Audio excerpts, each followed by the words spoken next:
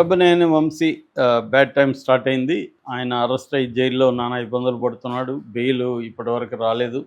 ముందస్తు bail reject అయింది ఆయనకు. హ్మ్. సో, చంద్రబాబు చాలా సీరియస్‌గా ఈ కేసుని తీసుకున్నట్టు మనకు అర్థమవుతుంది. నేను అప్పుడే చెప్పాను, ముందస్తు బెయిల్ విషయంలో సిద్ధార్థ లూత్రా లాంటి అడ్వకేట్‌ని గంటకి ₹1,00,00,000 తీసుకునే సిద్ధార్థ లూత్రాని దించాడంటేనే చంద్రబాబు ఏ స్థాయిలో అది చిన్నపామునైన పెద్ద కర్రతో కొట్టాలన్న ఒక స్ట్రాటజీని చంద్రబాబు అమలు చేస్తున్నట్టుగా మనకు కనబడుతుంది. హ్మ్.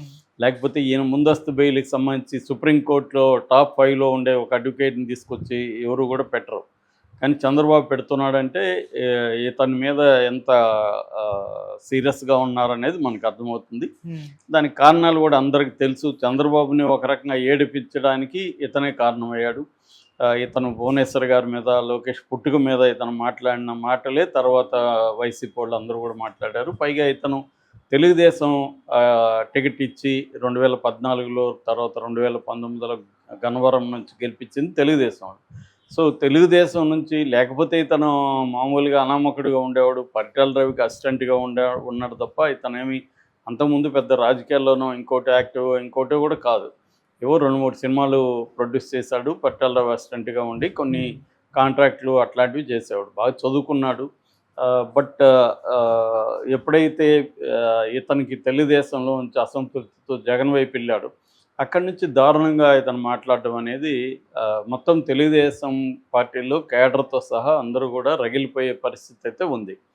అందుకని ఇప్పటికే ఆలస్యమైందనేది వాళ్ళు ఫీల్ అవుతున్నారు. అందువల్ల ఇప్పుడు ఒకసారి దొరికాడు కాబట్టి ఇతన్ని ఇంకా వదిలిపెట్టకూడదు అన్న ఉద్దేశంతో చంద్రబాబు సీరియస్‌గా ఉన్నట్టుగా అర్థమవుతుంది. నాకు తెలిసి ఒక ఎమ్మెల్యే మీద సిట్ వేయడం అనేది నేనైతే ఈ మధ్యకాలంలో ఎప్పుడు చూడలేదు.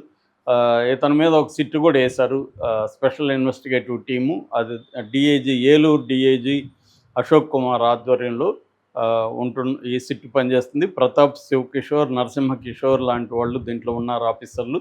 మొత్తం 5 మందితో వీళ్ళు ప్రధానంగా ఏంటంటే ఇతని మీద దాదాపు 16 కేసులు ఉన్నాయి. అనేక అక్రమాలు, అన్యాయాలకి ఇతను పాల్పడ్డాడనేది ఇతని అభియోగాలు ఉన్నాయి. వీటన్నిటి మీద ఇతని మీద ఏ ఆరోపణలు వచ్చాయో వాటన్నిటి మీద సిట్ అనేది విచారణ జరుపుతుంది. ముఖ్యంగా అక్రమ మైనింగ్, కృష్ణా జిల్లాలో అక్రమ మైనింగ్ పెద్ద ఎత్తున ఇతని ఆధ్వర్యంలో జరిగిందనేది అభియోగాలు ఉన్నాయి. దాదాపు 195 కోట్ల విలువైన మైనింగ్ అక్రమాలు జరిగాయనేది చెప్తున్నారు. ప్లస్ పర్యావరణానికి కూడా పెద్ద ఎత్తున హాని ఇతని వల్ల జరిగిందనేది కూడా చెప్తున్నారు. సో, వీటన్నిటిని దృష్టిలో పెట్టుకొని ఇతని మీద సిట్ వేశారు. ఈ సిట్ వచ్చి 2-3 మంత్స్లో మొత్తం విచారణ జరిపి దీనికి సబ్మిట్ చేస్తుంది. దాన్ని బట్టి మళ్ళీ ఫ్రెష్గా కేసులు పెడతారు. అంటే నాకు తెలిసి ఇతనికి ఒక దాంట్లో బెయిల్ వస్తే ఇంకొక కేసు పెడతానే ఉంటారు. బెయిల్ అయితే ఇప్పుడిప్పుడు రాదు ఇతనికి. మనకు తెలుసు ఇతని మీద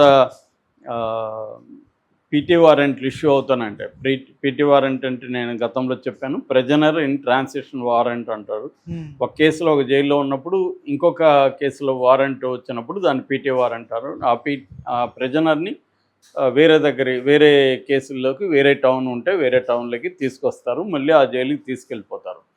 సో, ఒకవేళ ఆ కేసులో బెయిల్ వస్తే ఈ కేసులో మళ్ళీ అరెస్ట్ అయ్యే అవకాశాలు ఉంటాయన్నమాట. సో, అందువల్ల ఇతను ఇదే పని గతంలో జగన్ ప్రభుత్వం కూడా ఇలాగే చేసింది. చింతల ప్రభాకర్ వాళ్ళని కూడా ఇలాగే చేసింది. ఇప్పుడు కూడా ఇదే పద్ధతిలో చేస్తారు. అంటే గవర్నమెంట్స్ అనుకుంటే కోర్టుల్ని ఎలా మేనేజ్ చేయాలి అంటే, కోర్టులో ఒక కేసులో బెయిల్ వస్తే ఇంకొక కేసులో బెయిల్ రాకుండా చూడాలంటే వాళ్ళ మీద ఎక్కువ కేసులు పెట్టేయడం. ఒక కేసులో బెయిల్ వచ్చినప్పుడు ఇంకో కేసులు పీటీ వారెంట్. కాబట్టి కోర్టులు కూడా ఏమి చేయలేని పరిస్థితి. అన్ని బ్లాంకెట్ బెయిల్ అనేది ఏమి ఉండదు. అన్ని కేసుల్లో బెయిల్ తీసుకోవాలంటే కుదరదు. కాబట్టి ఈ పద్ధతి అమలు చేస్తారన్నమాట. జనరల్గా నేను చాలాసార్లు చెప్పాను, ఇదంతా రివెంజ్ పాలిటిక్స్లో భాగమే. ఏ పార్టీ వచ్చినా గతంలో తమకి వ్యతిరేకంగా గట్టిగా పనిచేసిన వాళ్ళ మీద కక్ష తీర్చుకోవడం, లేదు పొలిటికల్ అవసరాలు. ఇప్పుడు కవిత మీద మోడీకి ఏముంటుంది, కక్ష ఏం లేదు. కానీ పొలిటికల్ అవసరాల వల్ల కవితని 6 నెలలు జైల్లో పెట్టగలిగారు. సో, జైల్లో పెట్టడం వల్ల కేసీఆర్ సరెండర్ అయిపోయాడు. అదే జగన్ది కూడా అంతే. జగన్కి కేసులు ఉన్నాయి కాబట్టి 16 నెలలు జైల్లో ఉన్నాడు కాబట్టి మోడీతో అనుకూలంగా ఉన్నంత కాలమే జగన్కి మోడీ ఇది చేస్తాడు. రాజకీయ ప్రయోజనాలు అనుకూలంగా ఉన్నా కూడా రాజకీయ ప్రయోజనాలు అవసరమైతే జగన్ కూడా 2 నిమిషాల్లో జైలుకి పంపించగలరు. సో అలాగా రాష్ట్రాల్లో కూడా ఏమవుతుందంటే తమ పరిధిలో తాము ప్రతిపక్షాలని నాయకుల్ని అరెస్టులు చేయడం, జైల్లో పెట్టడం, దాని రాజకీయ అవసరాల రీత్యానే ఇది ప్రధానంగా జరుగుతుంది. నిజంగా ఇలాగ సిట్టు వేయాలంటే ప్రతి ఎమ్మెల్యే మీద వేయాలి. ఇవాళ ఎక్కడికి పోయినా, ఏ ఊరికి పోయినా ఆ లోకల్ ఎమ్మెల్యేలు ఎలా డబ్బులు తినేస్తున్నారో ప్రజలందరూ చెప్తున్నారు. తెలుగుదేశం వాళ్ళు కూడా చెప్తున్నారు. మా ఎమ్మెల్యే ఫుల్ కరప్ట్ సార్ అని తెలుగుదేశం వాళ్ళే మనకి చెప్తున్నారు. సో మరి వాళ్ళందరి మీద కూడా సిట్ వేయాలనుకుంటే నిజానికి జగన్ ప్రభుత్వంలో చాలామంది ఎమ్మెల్యేల మీద వేయాలి, ఇవాళ కూడా చాలామంది ఎమ్మెల్యేల మీద వేయాలి. మరి ఇది సిట్టు నిజానికి చంద్రబాబు ఏంటంటే జనరల్గా ఆయన కల్చర్ ఏంటంటే సిట్లు వేస్తుంటాడు ఎక్కువ. ఆ మధ్య కూడా కాకినాడ వేశారు, దాని తర్వాత తిరుపతి వేశారు, మొన్న జరిగిన తిరుపతి అల్లర్లు వేశారు, మద్యం కుంభకోణంలో సిట్టేశారు. ఇవి సిట్లు ఎన్నో ఉన్నాయో మనకే తెలియదు, అన్నీ వస్తూ ఉంటాయి. నిజంగా ఈ సిట్లు ఏమన్నా తేలుస్తాయా అనేది కూడా డౌటే. ఎందుకంటే కాకినాడ దేశం ఎన్ని రోజులు అయింది, ఇప్పటివరకు ఏం జరిగిందో కూడా తెలియట్లేదు. అంటే ఇదంతా ఏంటంటే సిట్ వేయడం ఎందుకు జనరల్గా అంటే కొంత డైల్యూట్ అవుతుంది విషయం, పక్కదారి వెళ్ళిపోతుంది. మిగతా ఏదో సిట్ వేసేసారు అని చర్చలు జరుగుతాయి. వేసినాక ఏం తేలుతుంది, ఏమీ జరగవు. ఇది అన్ని రాజకీయ పార్టీలు చేసే ఒక స్ట్రాటజీ అనమాట సిట్ వేయడం అనేది. ఇక్కడ కూడా అదే జరుగుతుంది. సిట్ వేసారంటేనే అది ఇంక విచారణలో కనబడకుండా పోతుంది. సో ఆ విధంగా చేస్తారా ఇతని విషయంలో, లేకపోతే సీరియస్గానే తీసుకొని చంద్రబాబు ఇతన్ని ఇరుకుని పెట్టాలని ప్లాన్ చేస్తున్నారా, శాశ్వతంగా ఇతన్ని జైలుకి పంపించేయాలి, బయటికి రానేయకూడదు అన్న ఒక ప్లాన్తో చేస్తున్నారా తెలియదు మనకి.